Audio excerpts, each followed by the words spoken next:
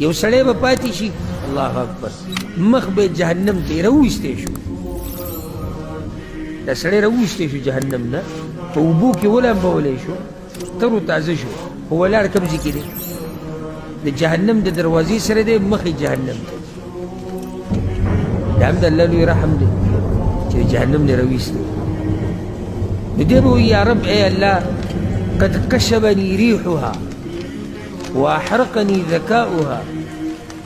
یا الله د دې جهنم دی بین تنګ کړی ما او د دې دی تپ سېزلی ما سوځوي مې دا تپ دا بین مې تنګوي فاصرف وجهي عن النار یا الله صرف زما دا مخ د دې جهنم نه وړه فلا يزال يدعو الله دی به لګي الله نه به دعاګانې غواړي به الله به ورته لعلك ان اعطيتك ان تسألني غیره که دا دله زه ومنم کېدی چې ته بیا نور څه غواړې فيقول نو دی به وایي چې لا وعزتك لا أسألك غيره یا الله ستا په عزت مې دې قسم یې نور څه نه غواړم فيصرف وجهه عن النار نو د ده مخ به واړی د جهنم ته څه شوه شا شو بیا به دې لږ ساعت بعد وایي چې یا الله قربني الى باب الجنه د جنت دې دروازې ته مې صرف نږدې کړه بس نور روایتونه کې لږ تفصیل راغلی چې دی به د یوې ونې لاندې بیا به د هغې نه بلې ونې ته لاړ شي بیا به بلې ته بیا به د جنت ته دروازې ویني نو دروازه به دې ویني وي چې یا الله ما دې دروازې ته کړه الله به ورته تا خو وایي چې نور څه نه غواړم ویلک ابن آدم ما اغدرک د آدم بچیا د وعدې او د لوز پوروالی نه کوي ته وعده ماتې هغه به ورته الله ستا په عزت مې د قسم نور څه نه غواړم فيعطي الله من عهود ومواثيق ألا يسأله غيره أو قسمنا ولوزنا ووعدي يا الله نور سنوار فيقربه إلى باب الجنة جنة دروازي سنبكي فإذا رأى ما فيها دب حالات فيني دنغا خندقاني غطوغي غمزي چرچي سكت ما شاء الله أن يسكت چې څومره الله غوښتلي ده به ځان داسې غایه کړی راټینګ کړی ځکه هلته ډېر مضبوط قسمونه یې ورکړي زړه یې کېږي بوغلی اورېدې قسمونه لوزونه او دومره ورسره الله ښه وکړو د جهنم نه راوویسو د جنت په دروازې کې ناست ورته نعمتونه ګوري زړه یې ساسي زړه یې کېږي چې ورننوت بس خولې نه به एकदम خبر راوځي رب ادخلني الجنه یا الله وردننه کړه دیز دې راوستلی جنت ته مې وردننه الله ورته وایي تا ویلې چې نور څه نه غواړم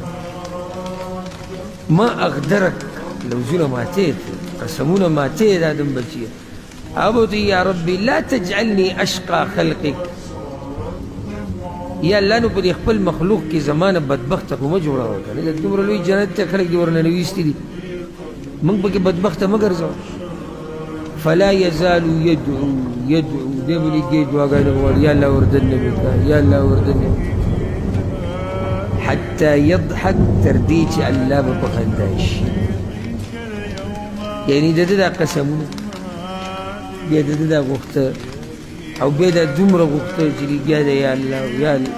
الله به په خندا شي فإذا ضحك منه کله چې الله په خندا شي أذن له بالدخول فيها اجازت بوله ورکړي زه ورننوځم هدې جنت ته ورننوت مخکې حدیث کې تېر شو څومره ځای به ورته میلاوي د دنیا په لس چنده به ورته میلاوي صحیح شو د هغې نه زیات دا وسوه دی چې جنت ته ننوځي الله به ورته وایي یو حدیث کې داسې راځي الله به ورته وایي ته څه غواړې دی به دا شی غواړي دلته دغه تفصیل نشته بیا به د هغه هر څه ختم شي نو بیا به دته وریادی یې داسې مهربان رب دی تمنه من کذا په هغه فلاني شي کې دې سار باندې وریادې کوته فیتمنه دی به وایي دا شی دغه شی بیا به ورته وویلی چې تمنه من کذا نو هغه فلاني شي کې فلاني قسم نعمت کې دې سار باندې فيتمنى لګیا به حتى تنقطع به الاماني تر دې چې دا ټول ارمانونه به یو ارمان به پاتې نشي الله ورته بس الله ورته وایي هذا لك ومثله معه دا ستا دپاره دي د څه چې دې وغوښتو او د دې په شان نور هم ستا دپاره دي. قال ابو هريره وایي وذلك الرجل آخر أهل الجنة دخولا دا سړی اخرنی کس دی چې جنت ته به ننوځي. یو روایت کې ورسره داسې هم راځي ابو سعید رضی الله عنه چې کوم روایت دی خدري هغه ورسره دا ویلي چې هذا لك وعشرة أمثاله ستا دپاره دا شو دا څه چې دې وغوښتو او د دې امره لس چنده دا ستا دپاره دا اخرنی جنت نو چې هغه اعلی ترین جنتي دی چې الله به هغه له څه ورکړي.